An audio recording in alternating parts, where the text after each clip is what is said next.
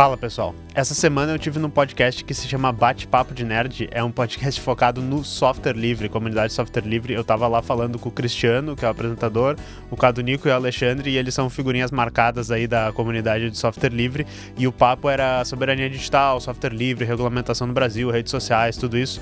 Ficou um papo bem legal e bem longo. E daí eu peguei aqui alguns momentos, algumas falas, né, pra tirar um cortezinho pro canal, mas se vocês quiserem dar uma olhada na conversa na íntegra, vocês podem ir lá no canal deles, nós vamos estar postando o link aqui, vai estar em conjunto a postagem, beleza? Mas sem mais delongas, fiquem aí com alguns momentos que eu pensei lá da nossa conversa no podcast Bate-Papo Nerd. Falou! O que eu quero saber é o seguinte, é a gente chegar com um substituto parelho do Instagram. Quero tirar o Instagram do Brasil, quero tirar o Instagram e o WhatsApp do Brasil, para começo de conversa. Eu tenho uma pequena... Só uma pequena provocaçãozinha, porque eu acho que a gente falou, foi o Alexandre que falou, se cair 3 dias o Instagram no Brasil, isso, a pessoa que mais tem medo disso é a Meta e o governo dos Estados Unidos, tá? Porque eu não sei se vocês lembram que quando o Twitter foi bloqueado, o pessoal, né, perdoem a piada, o pessoal entrou até dentro do cu, né? Lembra a rede social?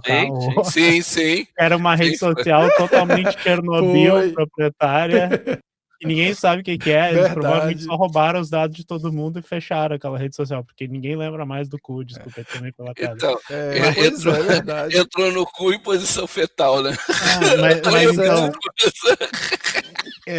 Então a provocação que eu boto também é que, assim, a Meta é a que menos tem interesse em que a gente faça qualquer tipo de bloqueio ou substituto. Uma coisa que eu acho que eu sempre aponto pro pessoal é o que a gente conseguiu fazer com o Pix, né? Porque eu acho que a maioria das pessoas não entendeu, pelo menos eu não entendi na época que o Pix estava surgindo, o quão revolucionário ia ser para transações e a nossa economia. E a Meta percebeu, e recentemente a gente teve o Trump, acho que foi no final do ano passado, dizendo que o Pix fazia mal para a economia dos Estados Unidos. Sim, porque a Meta literalmente em vários países tem uma plataforma de pagamento pelo WhatsApp. Com a popularidade do WhatsApp no Brasil, a gente não ia estar totalmente dependente disso, que nem a gente é dependente do Instagram, que nem vocês falaram, para negócios locais, pizzaria, hamburgueria, faz propaganda no Insta, anuncia no Insta, vende por WhatsApp, entendeu? Se não tivesse o Pix, a gente ia ser uma fonte bilionária todo ano a mais para a Meta, ia ter um fluxo de dados. Certeza. Então, quando a gente fala dos bloqueios, eu sei que é ruim e que seria muito traumático, mas às vezes eu vejo como uma esperança, sabe? Porque as próprias Big Techs não querem isso. Se a gente tivesse a infraestrutura, a gente tivesse pronto, uma regulamentação que eu acho que seria justa, chegando ao ponto de essas Big Techs não conseguem mais operar com tanta bonança aqui, a gente conseguir chegar nesse momento de ocupar o espaço dela, sabe? É as duas juntas, mas essa é a provocação que eu faço. Às vezes o bloqueio ele é quase uma esperança. Olha, lembrando de um detalhe, tá? Lembrando de um detalhe. O Brasil é visto pelas Big Techs muito bem visto, porque o Brasil é um dos países que mais utiliza a rede social. Sim. Lembrando disso, é bem colocado, tá? É muito intenso, sim. Então, e o TikTok hoje é uma das ferramentas mais usadas dentro do Brasil. Para todo mundo ter ciência disso. Não é Facebook, não é Instagram. Não, é TikTok. Justamente. Tá? E é de agora. E eu estava vendo, acho que foi o Ian que estava comentando, ele veio uma pesquisa, parece que 70% do público do TikTok é feminino, ao passo que no YouTube 70% do público é masculino. Eu não sei qual foi a origem da pesquisa, mas o Ian citou isso dos dados dele. Eu até não sei se é só na plataforma dele, eu acho que era mais geral. Deixa eu só fazer uma outra provocação. Já que tá... Temos 9 minutos, tá, galera? Pra mudar de assunto. Não, é uma programação rápida. Provocação rápida. É o seguinte, eu tive uma matéria chamada Futurismo, onde que a gente tinha que fazer um artigo dentro de um projeto, certo? E um dos alunos pegou e fez um levantamento das redes sociais que substitui Instagram, Facebook, TikTok, YouTube. Ele fez esse levantamento e provou que os algoritmos eram socialmente mais transparentes, você tinham redes sociais que você podia configurar o seu algoritmo para, tipo, libera tudo que eu quero. Não, eram várias. Ele fez uma lista. Essas outras redes tinham essas características. Tinham essas características, esses algoritmos mais sociais, código aberto, que não sei o que lá, maduras, online, você não precisava ter servidores próprios, ele fez esse levantamento todo. Aí no final da pergunta, no final da coisa, ele fez a provocação. Tá, existe tudo isso. Se você procurar direitinho, você vai achar tudo isso. Por que que elas não estão tendo massa de usuário? Entendeu? É essa a grande pergunta que o Lucas virou e falou que o TikTok respondeu. Então, se hoje em dia, agora, exatamente às 9h22 da noite, se você quiser qualquer alternativa para todas essas redes sociais, você vai ter servidores prontos, é só criar uma conta. Mas não é só criar conta, cara. Eu vou criar conta para ficar lá sozinho? Então, é isso. Vamos entrar eu e você? Qual é o segredo? Essa é a provocação. Vou entrar eu e você para a gente ficar se xingando? Isso a gente já se faz presencialmente. Essa é a provocação. O que faria isso ser sedutor? Para ter uma massa... Mas a gente está concordando, mas eu só acho que não é uma questão de sedução. A minha contribuição aqui é rápido, é que eu vou provocar também. Eu acho que provocações. Eu acho que as redes sociais comerciais, elas vencem porque elas estão ganhando dinheiro fazendo isso, e daí elas reinvestem esse dinheiro na dominação do mercado, tá? É só ver a Meta, ela é dona de, tipo, contem os produtos da Meta. Eles não começaram, o WhatsApp não começou como deles, a Google também, né?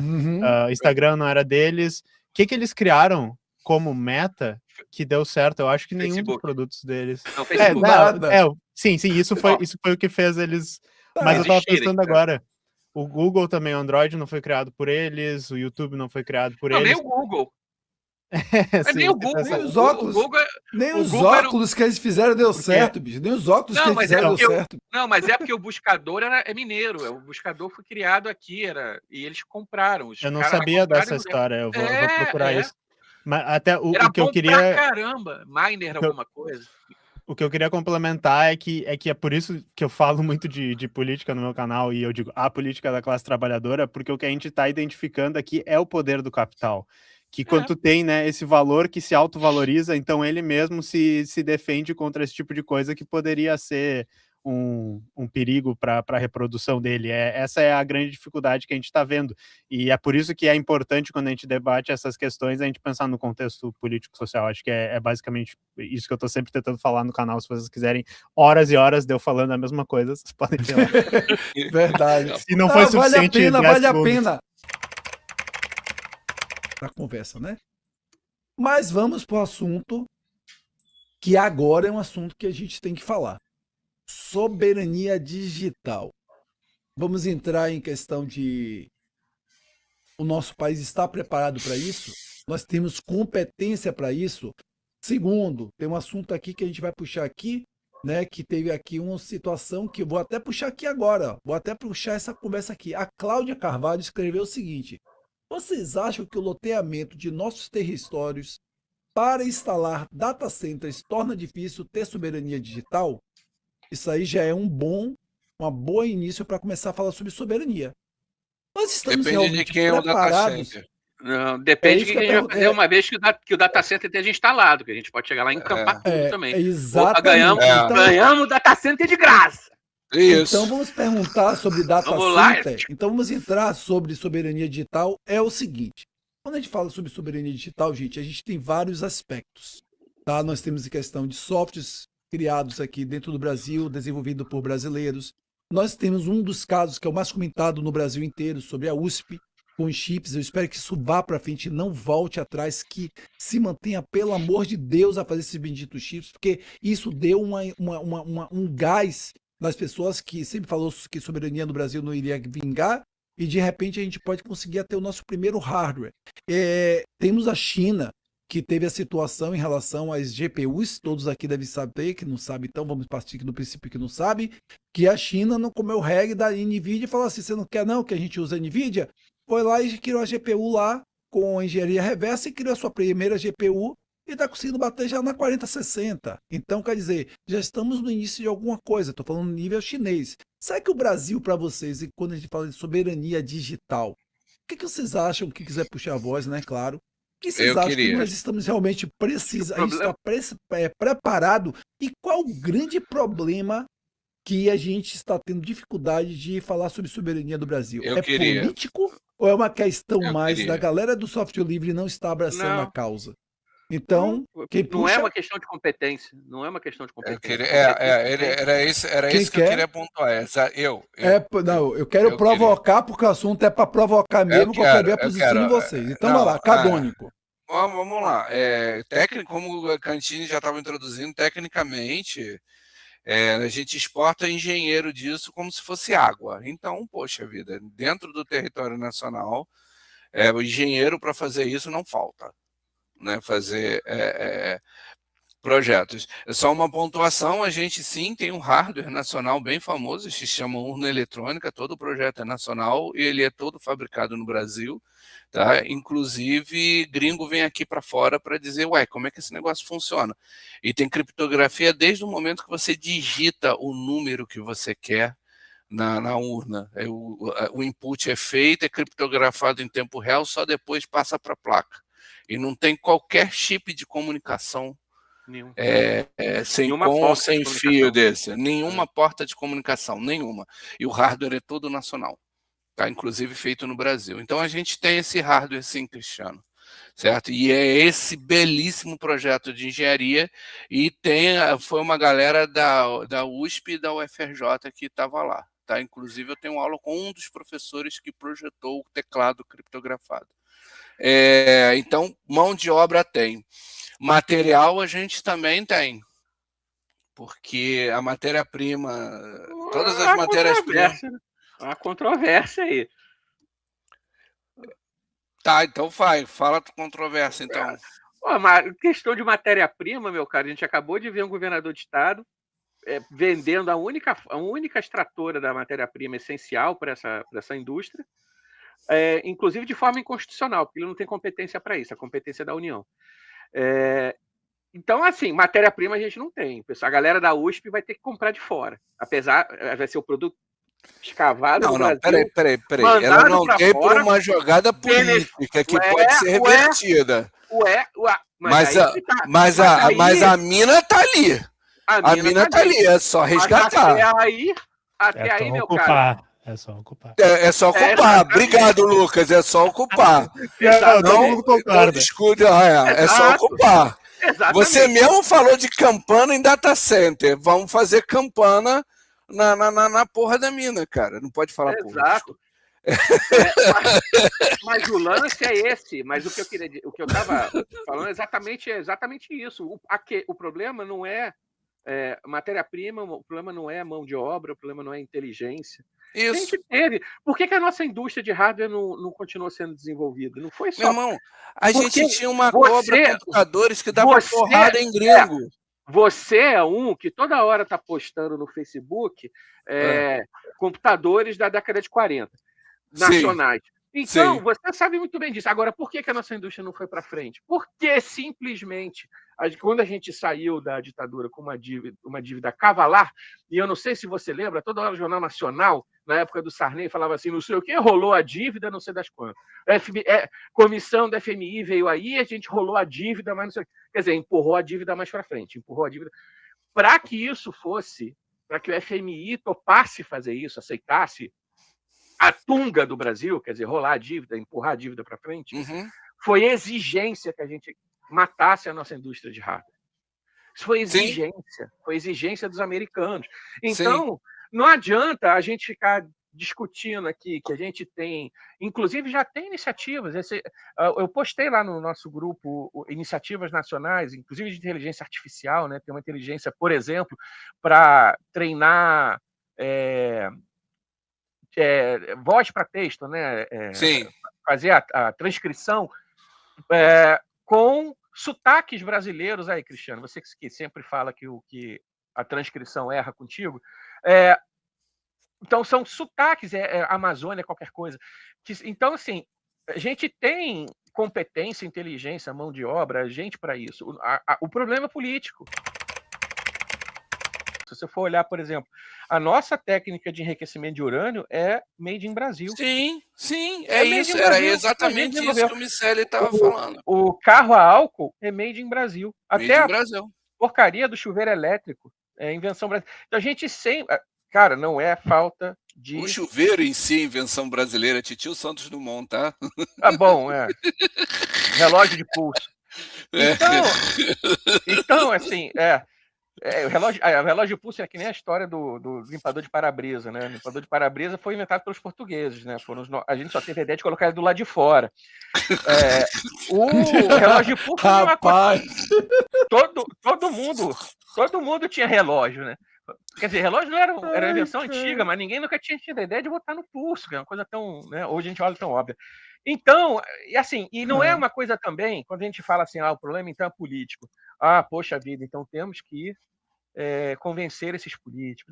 Mas aí não tem solução, com esse Congresso que está aí. Cara, porra. Caralho, Lucas, por favor. Assuma. Eu concordo. Vai, Lucas. Meus portugueses. Eu gosto que eu não sou a pessoa mais radical aqui com relação às soluções. Vocês estão identificando exatamente o que eu tento falar sempre. Assim, é um problema que é político, mas ele não é um problema que tem a ver com uma espécie de vontade política ou a capacidade de que vá surgir uma correlação de forças e daí, finalmente conseguimos desenvolver o nosso país. É uma questão da inserção no Brasil na economia mundial, né? A gente é inserido por causa do movimento imperialista dos Estados Unidos e o desenvolvimento do mercado de computadores no Brasil é um exemplo perfeito disso, porque realmente ele acabou porque os Estados Unidos viu que isso era um possível concorrente ao que eles estavam desenvolvendo lá, e daí eu acho que foi no Collor, né, ou um pouquinho antes do Collor, foi feito Foi. Abriu a reserva de mercado. Exato, abriu a reserva de mercado e se desmantelou o que seria necessário ter esse protecionismo, a compra estatal, o desenvolvimento dessa indústria até que ela chegasse no nível que ela poderia vir a concorrer em alguns mercados com a indústria nascente também nos Estados Unidos de computação. Mas a gente ainda tem um backdoor, a gente não precisa depender de uma reserva de mercado 2.0, a gente tem um backdoor. Por exemplo, um consumo crescente de IA, não sei o que as fabricantes de memória, HD, chip estão fazendo? Estão pegando todos os recursos dela e direcionando para esse mercado para ter lucros maiores ainda, né? E o mercado de consumo comum de empresas de grande, médio, pequeno porte e pessoas civis estão à mercê dessa alta de preço. Pô, olha o backdoor aí, a gente começar a entrar nesse nicho, preços justos. Acabou. Deixa eu pegar uma carona nisso. Porque eu acho que isso aqui é uma coisa que eu tenho identificado muito, que é o termo lá que o Cory Doctorow usa, que é enshittification, eu traduzo como merdificação dos produtos. Esse momento é fascinante agora. As big techs, esses produtos aí, a IA, que é esse frenesi, está criando as próprias contradições que estão piorando esses produtos. Exatamente, né? A luta desenfreada para ter a melhor IA, para comprar todo o hardware, para construir esses data centers, gera uma situação em que eles estão empurrando esses produtos para a gente usar, que mesmo subsidiado, muitas vezes a gente não quer, a gente nos dizem, eles são ótimos, se você não usa é porque você é ludista, você tem medo, é um bundão, e isso piora os produtos e também piora o nosso acesso a hardware e tal. Então, tu falou isso, né? Isso é um backdoor, eu vejo isso como uma das contradições, a crise e as próprias contradições que o capitalismo vai gerando, e esse é o momento que tu tá certo, a gente poderia atacar, porque eu não gosto muito do discurso que algumas pessoas chamam soberania digital, por exemplo, de questão da inteligência artificial. a direita Não, está não é. usando IA para fazer tudo e fake news, não sei o quê, e daí você fica assim, eu não posso usar para fazer isso aqui porque está roubando o trabalho de uma pessoa. Não é questão disso, tá, pessoal? A questão é que é isso que o Cadunico falou. As pessoas vendem a ideia pra gente de que você precisa ser muito produtivo usando essas ferramentas de IA. Fazer um uso acrítico da IA exatamente como estão dizendo para vocês, vai fazer vocês ficarem dependentes dessa tecnologia que a gente não consegue construir, que a gente não está adaptado a construir na nossa realidade e que faz subir o valor das ações dessas empresas, faz a gente ter que consumir isso aí, e é exatamente o que eles querem. Agora, fazer uma crítica dessa tecnologia, desmontar ela, né, filosoficamente, ou às vezes até, se pensar no movimento hacker do it yourself, às vezes fisicamente desmontar essas tecnologias e dizer assim, eu preciso usar isso aqui para minha realidade, eu posso construir isso, eu posso fazer os circuitos desse jeito, eu preciso, essa aqui são as minhas necessidades. Se a gente fizer isso, aí sim vai ser um uso soberano dessa tecnologia que pode desenvolver baseado na nossa realidade. É fácil falar isso, difícil é fazer. Eu tô dizendo, é fácil, pessoal, só usa de uma maneira crítica e é a melhor possível. Não é tranquilo. Mas é por isso que eu disse aquele negócio do... Eu sempre falo, no meu canal, eu adoro falar assim, imagina se o Trump acorda de ovo virado e diz, o ICANN bloqueia os domínios do Brasil, vou bloquear não chega mais no Brasil, vou bloquear tudo, corta os cabos, tipo, é um cabo só que precisa cortar lá no Ceará, né? Ele passa um naviozinho e chip, acabou a internet do Brasil, acabou o nosso país, a gente não vai fazer as coisas? Óbvio que não. A gente acorda no outro dia e a gente já tá com as plataformas tudo começando a ser construída. Então, essa é a mentalidade que eu acho que o pessoal tem que ter no movimento da soberania digital. O que é a tecnologia do Brasil que a gente precisa construir pra gente? E não essa coisa de tipo, nós estamos atrás dos Estados Unidos, por que a gente não está usando e consumindo todas essas tecnologias? E, obviamente, né, o software livre é pivotal nisso e tudo junto. Então, enfim. É importante informar, que inclusive a gente falou ontem no Bate-Papo na Rio Notícias, que nós cheguei a suar agora. Nós estamos entre as 10 internet mais rápidas no mundo. O Brasil está entre as 10, tá? Então, olha o nível que nós temos. Nós temos hoje, muitos lugares não têm essa internet, mas nós temos também, claro, muita parte que tem.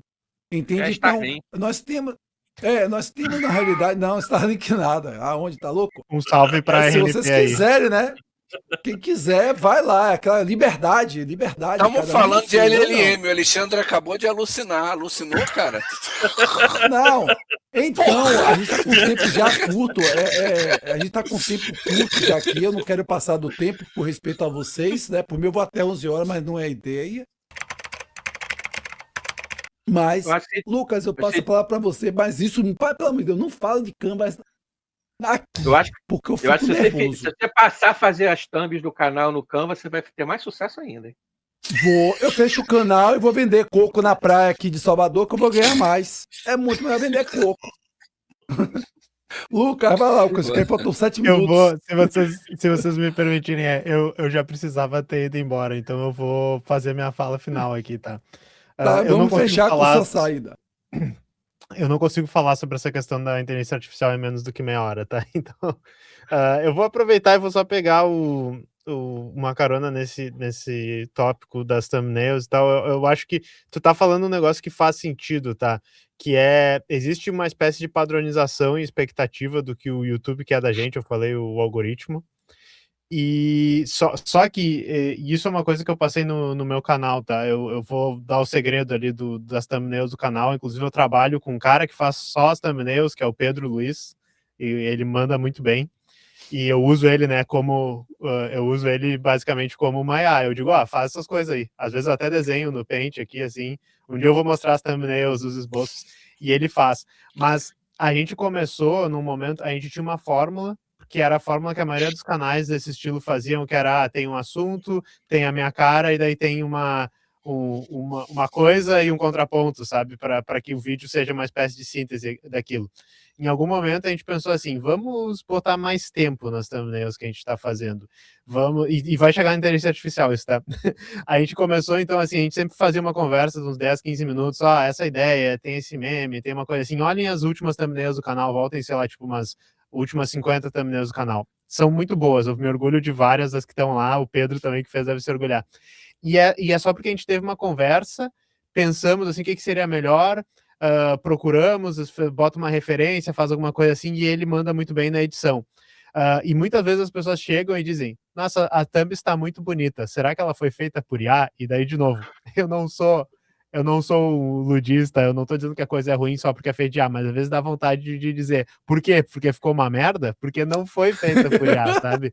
Ela foi feita, às vezes, por exemplo, tipo, vai ter eu correndo na thumbnail, eu literalmente tiro uma foto minha, né, me mexendo assim e tal, boto uma roupa ali para aparecer que eu tenho aqui, às vezes ele vai editar minha roupa, o Pedro e tal, mas o que eu quero dizer para vocês é que isso fez uma grande diferença no canal. Botar um esforço, Sim. pensar ativamente, tentar engajar com o que vai ser legal e fazer isso ali. E muito do uso que as pessoas fazem de IA, eu acho por causa do que todo mundo diz, que a IA é boa e que ela sabe fazer esses negócios. É esse tipo de uso não refletido, que é assim, a IA vai fazer algo melhor do que eu poderia fazer. Muitas vezes as pessoas dizem, mas eu não tenho tempo, eu não tenho dinheiro para fazer as coisas. Você tem a criatividade humana e você tem o desejo de fazer a coisa melhor. Quando você não tiver a atividade, a técnica para fazer isso, você pode falar com alguém, você pode aprender, mas daí com a ferramenta que for, se você tentar melhorar, e todo dia você tem que tentar melhorar e aprender, você vai fazer as coisas boas. E o exemplo, eu acho que é as thumbnails do meu canal. O canal começou a melhorar quando a gente disse, nós ativamente precisamos melhorar e fazer uma coisa mais bonita assim. E eu acho que esse é o problema do uso não refletido de IA, não é a ferramenta, é as pessoas se contentarem em fazer uma coisa ruim, não se contentarem, não quererem mais aprender e não tentarem melhorar. Isso é extremamente importante. Então essa aqui é a lição que eu deixo para vocês, tá, pessoal? E já que está acabando, eu queria agradecer por me chamarem. Tu vai mostrar, né? Depois eu me despeço, então. Não, eu só vou mostrar aqui rapidinho, bem rápido, pra você ver que o Lucas está 100% certo, tá? Vocês veem que eu sigo o mesmo padrão do Lucas aí, ó, caras e bocas, né, para fazer os vídeos, para não usar IA, né, não usar IA eu de óculos e por aí vai, vocês veem, porque eu não quero que a IA diga o que eu tenho que fazer, né? Então tem várias formas de utilizar e eu aconselho a vocês fazerem o mesmo. Usa a criatividade, faz o que vocês podem fazer para poder chamar a atenção do público de uma forma que vocês sejam vocês mesmos, não seja ele é a verdade de tudo, tá? Galera, eu queria agradecer muito, tá? Realmente já está no horário. Lucas, muito obrigado pela presença. Eu agradeço a todos vocês que participaram daqui. Eu espero que a gente possa ter esse momento novamente. É importantíssimo que a gente tenha esse tipo de conversa, tá? Alexandre, muito obrigado por ter me apresentado, Lucas, tá? Foi ele que me trouxe, para quem não sabe, foi o Alexandre que me apresentou, o Lucas, para você ver que o mundo é pequeno, né? Como dá voltas. O Cadúnico, muito obrigado, você sempre vai ser bem-vindo aqui, você já é da família do Bate-Papo Nerd, o Alexandre já virou, né? Porque já não, como eu não sei, né? E que Lucas também seja uma parte da nossa família, né? Para a gente poder estar junto mais aí, falando sobre software livre e poder falar o que a gente puder.